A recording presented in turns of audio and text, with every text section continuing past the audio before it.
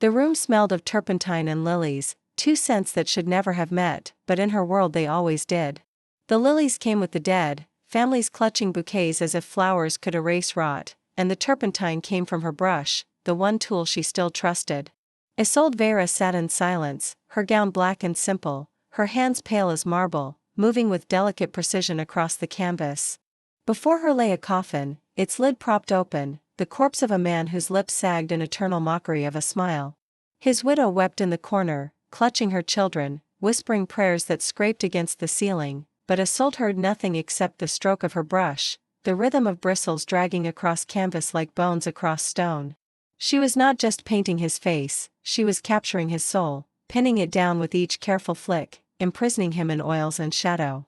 And when she finally pulled back, her eyes met his lifeless ones, and for a moment she swore the painted version breathed while the body did not. Her clients never asked questions. They whispered rumors instead, letting gossip do the work of testimony. Her paintings feel alive, they said in hushed voices at funerals, hands covering lips as if afraid the dead might hear. Some swore the eyes on her canvases moved, watching, judging.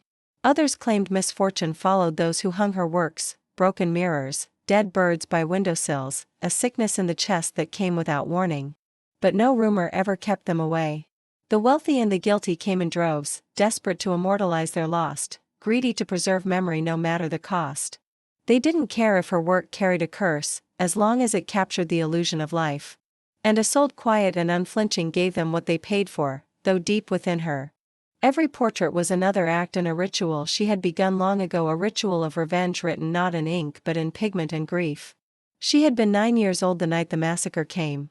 She remembered the lanterns first, swinging on wooden poles as men in dark coats came into the village like a plague. She remembered the screams of her mother, the crack of rifles, the sound of a blade striking the earth. She had hidden beneath the floorboards of her home, the gaps between planks framing a view of her family's slaughter. Her sister's eyes had been wide, unblinking, staring straight into the dark where Isolde hid, a silent accusation that would never fade. By dawn, the houses were ash, the wells filled with blood, and the men were gone, leaving her crawling from beneath the ruin with hands torn and mouth dry from biting back screams. They thought no one survived, and in truth a part of her had died that night. But another part, the part that rose and staggered into silence, had lived only for vengeance.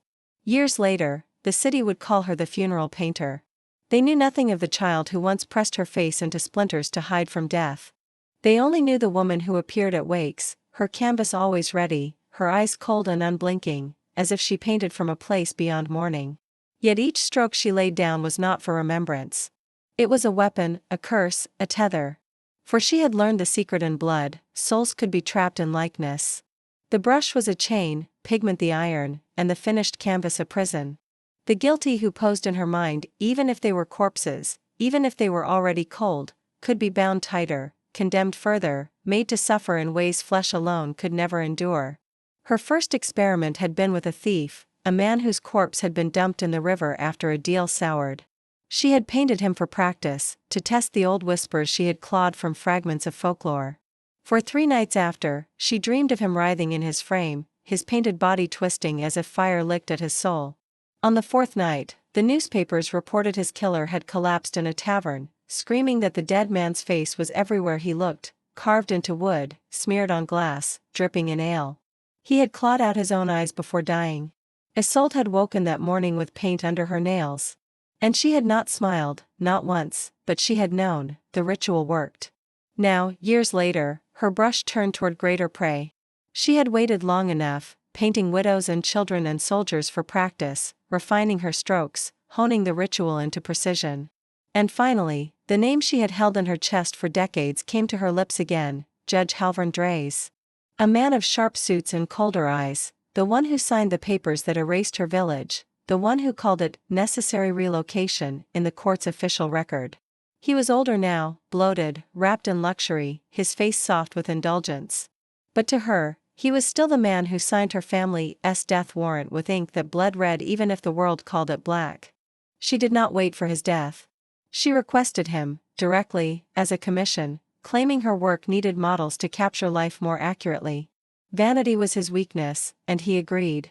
When he arrived in her studio, the air was already thick with turpentine and lilies, though no flowers stood in vases. He sat heavily in the chair, his cane propped against the wall, his lips curling with false charm. "Capture my strength," he told her, puffing his chest as if the paint would carry his lies into eternity. Isolde dipped her brush, the first stroke laid across the canvas like a knife across skin. She painted his eyes too sharp, his smile too wide, his body too rigid. She painted not the man before her, but the soul beneath him, crooked, bloated, foul. By the time she set the brush down, sweat clung to her brow, though the room was cold. And when he finally left, chuckling about his own vanity, she whispered to the canvas, "Now burn." That night, Judge Drays collapsed at his banquet table, his fork still clutched in hand. Witnesses swore his body twisted into a grotesque parody of itself, limbs bending into the angles Isolde had painted, his grin locked wide as if mocking his own death. The portrait in her studio dripped fresh crimson across the frame, though her hands were clean. When word spread, whispers of curses turned into shouts of fear, but none could trace it to her. Families still called her, desperate for her work, even as the city murmured of omens. And Isolde, in her solitude, pressed her palm against the still wet canvas, feeling his soul thrash like a trapped insect, knowing she had delivered the first stroke of vengeance in a gallery that would never end. The city tried to explain Judge Drays' death with words like stroke and cardiac arrest, but those who saw it whispered the truth. They spoke of how his body snapped into a position no doctor could account for, how his lips peeled back until the gums split, how his eyes seemed to bulge towards something unseen. They said his portrait was locked in his study, hidden from guests, but when the servants cleaned the next morning they swore the painted face was smiling wider than the judge ever had in life. And in a district where rumors carried faster than smoke, people began to whisper a name again, the funeral painter. Some spoke it with awe, others with fear, and some with a trembling kind of reverence, as though she were no longer woman but omen. Isolde Veyra did not revel in the whispers, nor in the fear. She sat in her studio with her brush and canvas, as always, hands steady, eyes quiet. But within her, a part of the child who had survived the massacre stirred awake. Judge Drays' death had not quenched her rage, it had sharpened it. For every brushstroke that bound him to torment, a memory surfaced, her sister's eyes in the darkness, her father's voice silenced by a rifle's crack, the smell of burning wheat. Vengeance was not a single act, it was a gallery, a collection, each piece hung beside the next until the wall was covered. And she knew her work had only just begun. Names filled her mind at night, whispered by ghosts she did not try to silence. General Vark, who led the men that marched into her village. Minister Calden, who funded the relocation order and lined his pockets with the land. Father Belrose, who offered blessings over the graves of the slaughtered, then dined with the killers. Their faces blurred together in her dreams until she rose sweating, fingers trembling for her brush, desperate to pin them down before they could slip back into the void. Each name was a canvas waiting to be stretched, each soul a shade of paint. But vengeance carried its own dangers, and soon Isolde learned that eyes were turning toward her. A constable came to her studio under the guise of commission, his tone polite but his questions sharper than his smile. He asked about her work, about her rituals, about how often she painted men of power. She answered with silence, letting him twist in the quiet, her brush moving steadily as though he were not there. When at last he left, he looked back once at her canvas, and though it showed only flowers, he shivered as though something unseen had pressed against his throat. She knew he would not return, fear was a leash stronger than any law. Yet even as the city grew uneasy, her clients did not stop calling. The grieving were always willing to risk a curse if it meant a piece of their dead could linger. And so she continued, her brush moving between true mourning and hidden wrath. For every innocent portrait, there was another, darker, sharper, cut from hatred rather than sorrow. Some canvases she delivered, letting their weight fall into the homes of the guilty. Others she kept, locking them away in the cellar of her studio where no light touched, the air damp and heavy, as though the souls inside them breathed still. At night she would descend the stairs with a single candle and listen. The canvases whispered to her, moaned to her, cursed her. She slept better with their voices close, a lullaby of suffering. The first time she realized her work had become more than personal was at another funeral, this one for a merchant known for cheating widows and starving children with inflated grain prices. Isolde had painted him as requested, though her brush had slipped toward cruelty, exaggerating the sunken lines of his face, the greedy glint in his painted eye. As the coffin was lowered into the earth, the portrait fell forward, crashing against the gravestone. The crowd gasped, swearing the painted face screamed as the wood splintered. Days later, the merchant's partner, another profiteer, was found dead in his own shop, collapsed before an unfinished painting of his partner that had mysteriously appeared on the wall. No one knew who painted it, but the brushstrokes were unmistakable. The city's whispers grew louder. Isolde was no longer just a painter, she was a curse, a storm disguised as a woman. Still, she kept her silence. Her revenge was not complete, her gallery not yet full. And though the city began to fear her name, though her studio became a place some crossed the street to avoid, she waited, brush in hand, for the next commission, the next chance, the next life to tether. For she knew the true monsters, the ones who had signed away her family's lives, the ones who dined while her village burned, still breathed. Still smiled, still walked the marble halls of power as though blood did not drip from their heels. And she would paint them all, one by one, until her gallery overflowed with their torment. The night Judge Drays died, she dreamed of her sister for the first time in years. In the dream, her sister stood whole again, eyes wide but no longer accusing. Instead, she pointed, her finger like a compass needle toward the heart of the city, toward the towers where the rest of the guilty slept. Isolde woke with paint smeared across her fingers, though she had not lifted a brush, her canvas bare but trembling as though waiting. She whispered into the dark, her voice calm, resolved, final. One stroke is finished. The next begins. The judge's death had been only the first note, a soft opening in a symphony that would soon roar. In the weeks that followed, Isolde Veyra moved like a shadow through the city, attending funerals with her black gown and quiet hands, leaving behind canvases that whispered louder than the cries of the grieving. Families still paid her in coin and trinkets, still begged her to capture the memory of their loved ones, but what they did not know was that she no longer painted for them. Every stroke was for her, every pigment chosen not for beauty but for vengeance. She was building a gallery that no patron could afford, a collection of suffering that belonged only to her. Her cellar grew heavier with each passing night. Canvases lined the damp stone walls, their painted faces shimmering faintly in candlelight as though they moved when no one watched. The thief writhed in silence, the merchant wept oil tears that never dried, Judge Drays clawed at the frame that bound him. Isolde listened to their whispers as one might listen to a choir, each voice a note in the harmony of her revenge. She no longer feared the sound, she craved it. For each soul trapped there was proof that justice had not been silenced, that her family's blood was not forgotten, that the world could still be made to bleed. It was General Vark who came next.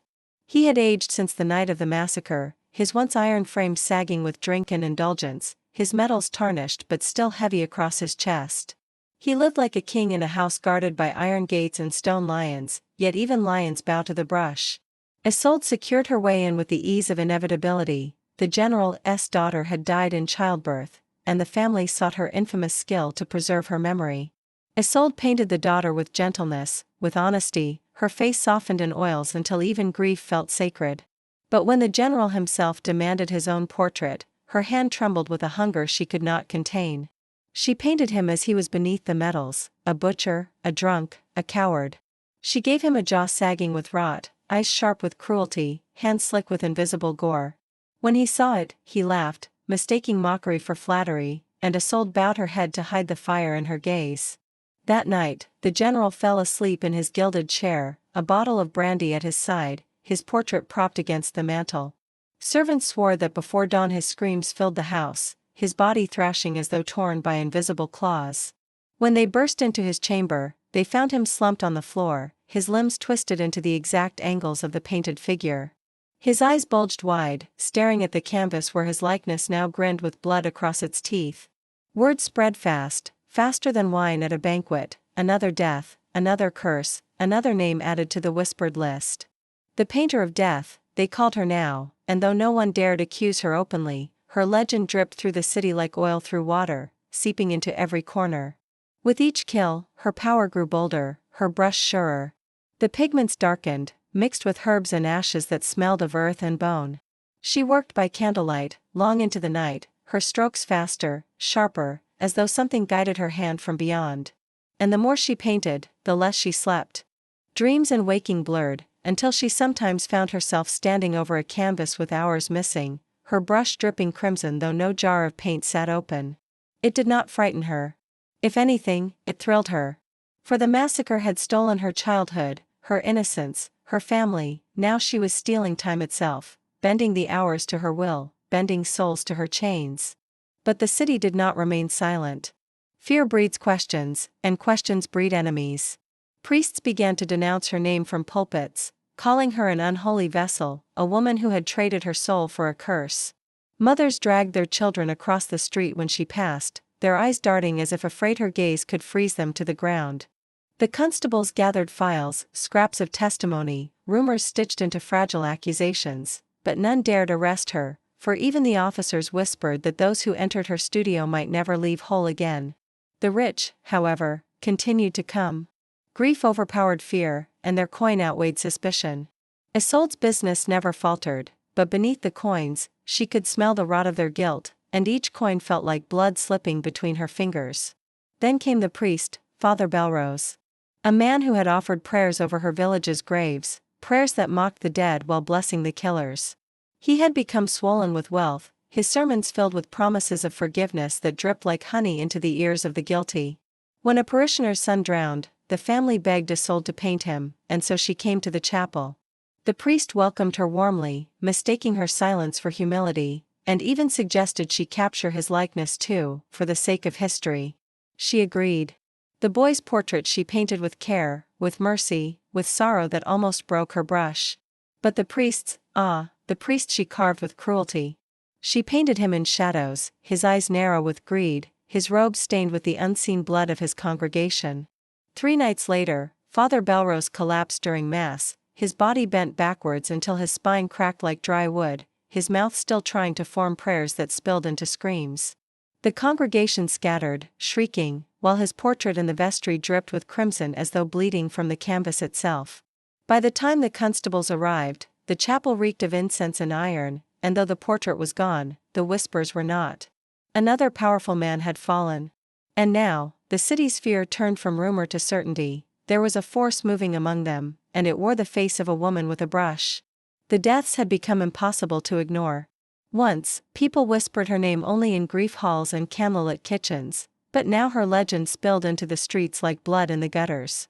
Merchants closed their shops early, afraid to meet her gaze at dusk. Nobles barred their windows, hiding behind drapes of velvet, swearing her brush could pierce even stone. Some begged priests for talismans, carrying charms of iron and salt as if such trinkets could shield them from a canvas. But none of it mattered, because fear was already her ally. Fear made her work easier, because every man who trembled at the thought of her also betrayed the guilt he carried. They feared her not because of rumor, but because deep down they knew their hands were drenched in sin's paint could expose. And yet, for the first time, someone stepped forward not to cower, but to confront her. His name was Callan Meyer, a man who had once been a boy hiding in the same ruins she had crawled from. He too had survived the massacre, though he had fled the city instead of staying. Years later, he returned hardened, scarred, but not silent. He came to her studio uninvited, his boots echoing across the wooden floor, his voice breaking the hush like a blade through fabric. "Enough, Isolde," he said, though his eyes were wet when he looked at her. "They will all fall in time, but this path, it will consume you. Your brush doesn't just trap them, it binds you too. Don't you feel it? Don't you see how pale you've become, how the canvases drain more than they give?" His words cut deep, not because they were false, but because they were true. She felt the exhaustion in her marrow, the nights where her hands shook even as the brush refused to still. Yet she said nothing. She only turned back to her canvas, dipping her brush in crimson, painting strokes that hissed like fire across the linen. Callan left in silence, but his warning lingered like smoke in her lungs. Isolde did not slow. She could not. Her brush thirsted as much as her heart did. Minister Calden was next, the man whose greed had fueled the slaughter of her village, selling its land to the crown in exchange for coin and power. He was old now, his beard white, his eyes dull, but to her he still carried the stink of betrayal. She painted him with coins spilling from his mouth, choking him, his hands clawing at wealth he could not consume. The portrait took 3 nights, and on the 4th, the minister choked to death at his own feast, gasping and gagging as though the very gold on his plate had turned to ash in his throat. His portrait vanished before dawn, taken by hands unseen, though Isolde swore she heard it whispering from the shadows of her cellar. The city's terror grew louder. Some said her brush was guided by demons, others said she had stolen pigments from the underworld itself. Stories sprouted like weeds, that she mixed her paints with the ashes of the dead, that her canvases were woven from human skin, that her brushes were carved from bones. None of it was true, yet all of it was, in a way, because her art was soaked in suffering, and suffering made every rumor believable. Even the constables, desperate for order, turned to superstition. They hired hunters to watch her, men who followed her from studio to funeral, but one by one they vanished, their bodies never found, their names etched only in the whispers of the taverns. By then, her legend was no longer bound to her actions, it had grown larger, feeding on itself, a story the city told itself in the dark. Still, she felt the toll. Her reflection grew thinner in the mirror, her skin almost translucent, as though the pigments she spread across canvas were leaching her own color. Sometimes she woke with paint under her fingernails though she had not painted in days, sometimes with bruises shaped like fingers around her arms though she lived alone. At night, the cellar called louder, the whispers of the trapped rising in chorus, begging, laughing, screaming. She began to keep candles lit at all hours, fearing what might crawl from the frames if the dark lasted too long. Callan's warning gnawed at her. Was she painting her revenge, or was the revenge painting her? The answer came with the arrival of a commission unlike any she had received. A noblewoman, veiled in black, came to her studio with trembling hands and a purse heavy with coin. She requested a portrait not of her dead husband, not of her son, but of herself. "I am guilty," the woman whispered, her voice trembling. "I signed the order, once, with the rest. I thought it meant nothing, but I see now. I see what you do. End me, painter. End me with your brush." For the first time, Isolde felt something crack inside her, not mercy, not forgiveness, but recognition.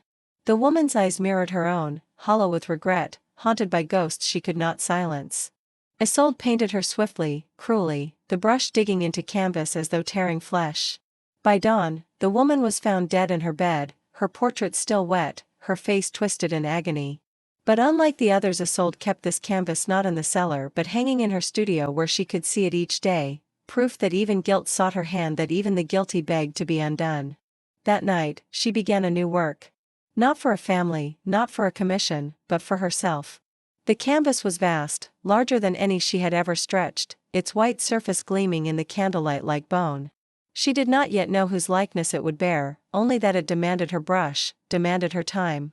For hours she sketched, lines sharp, shadows deep, and when at last she stepped back, sweat soaking her gown, her breath caught in her throat. The figure on the canvas was unfinished, its outline hazy, but even in its incompleteness, she recognized it.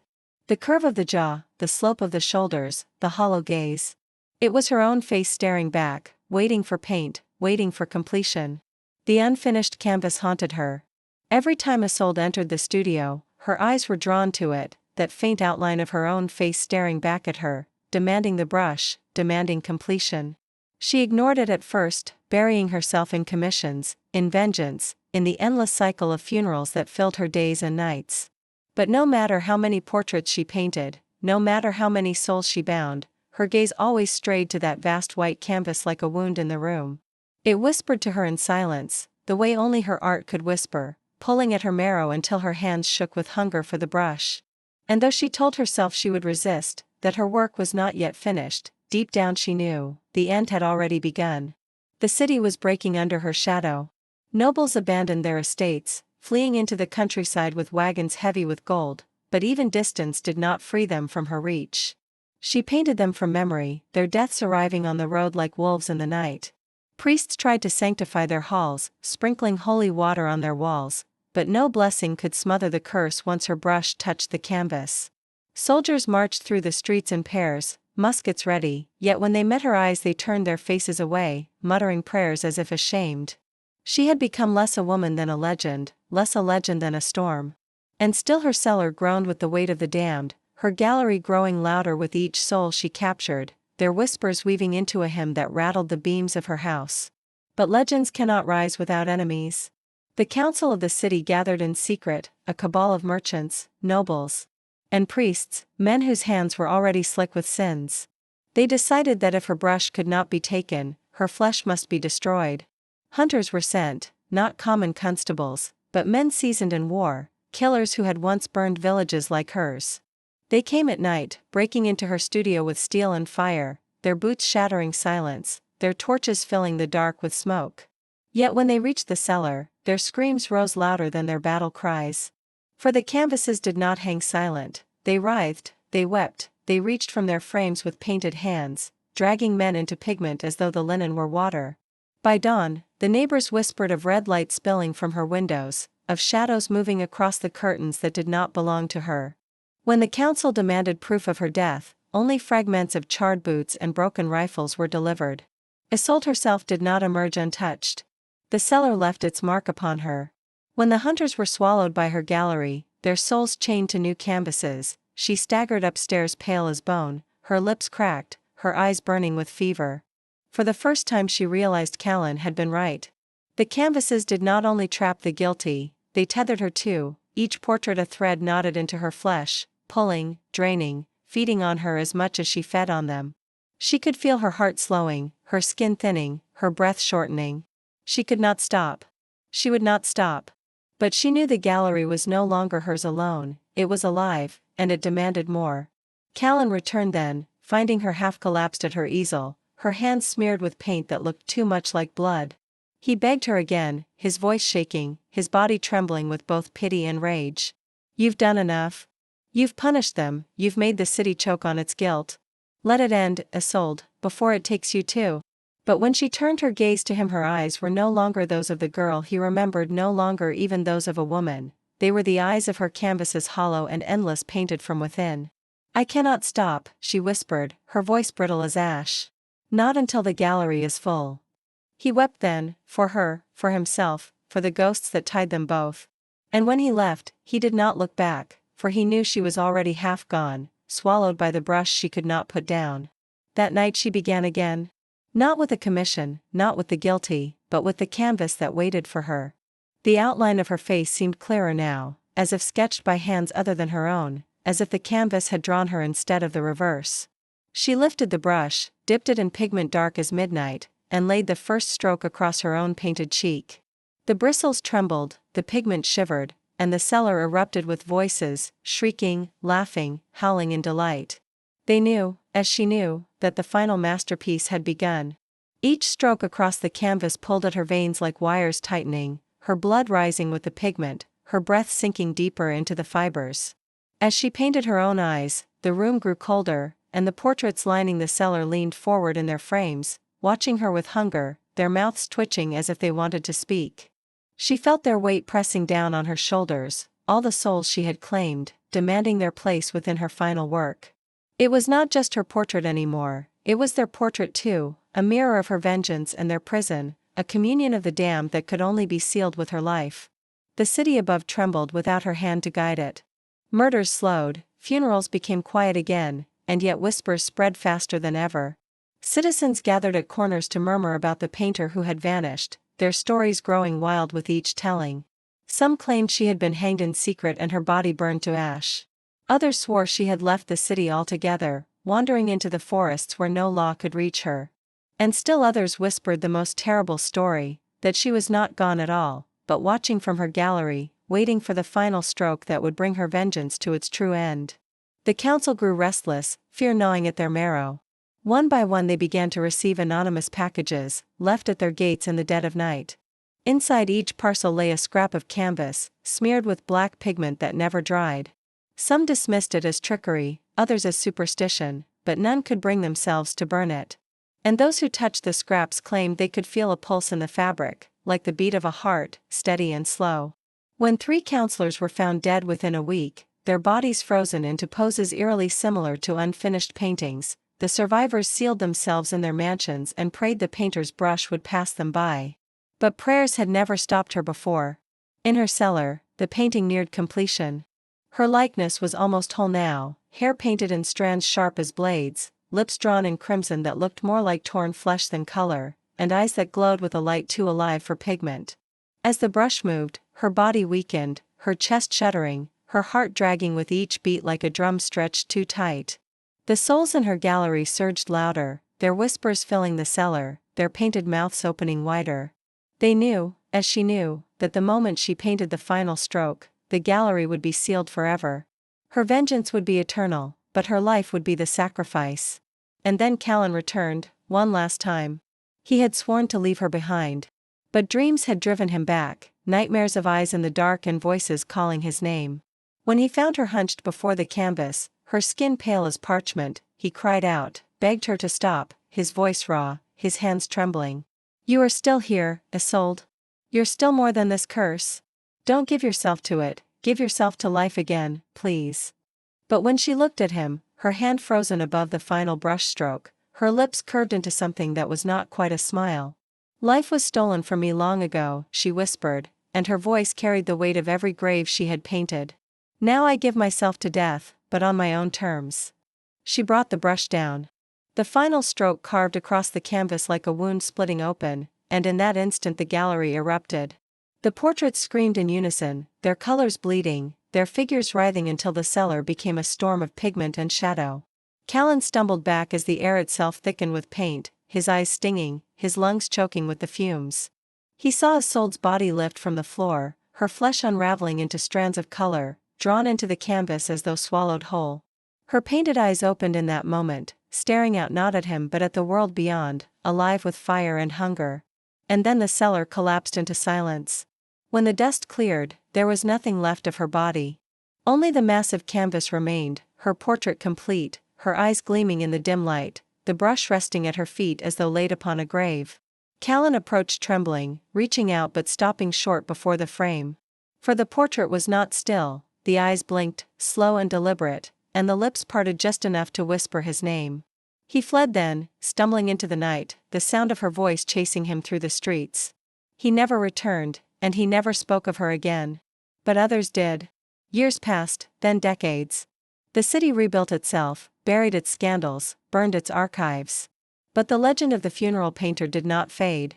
Her gallery was discovered at last, sealed beneath the ruins of her old house, the portraits still intact, their colors too fresh, their eyes too alive. Scholars argued, priests condemned, collectors fought to own her works. Yet all who gazed too long at her portraits carried the same curse, whispers in the night, shadows in the corner of their vision, a slow pull toward madness.